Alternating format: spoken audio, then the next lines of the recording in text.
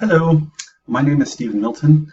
I'm taking this class online. I currently live in sunny South Florida in the United States. I'm in the Eastern Standard Time Zone.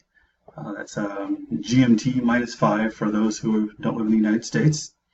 My major is web design and development, and I'm taking the development side of that as opposed to design, but most likely in the future, I'll be doing a full stack developer would be probably my ultimate goal. But right now, I'm mostly in development. I've been developing software for the last 25 years, but I was recently let go from my job in the beginning of the year, of last year actually, so it's not that recent.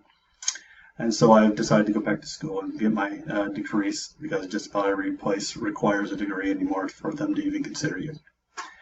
I'm taking this course because it's required, but it's also obviously something that I'm very interested in, and I want to learn more about back-end development. I haven't done a whole lot of it yet.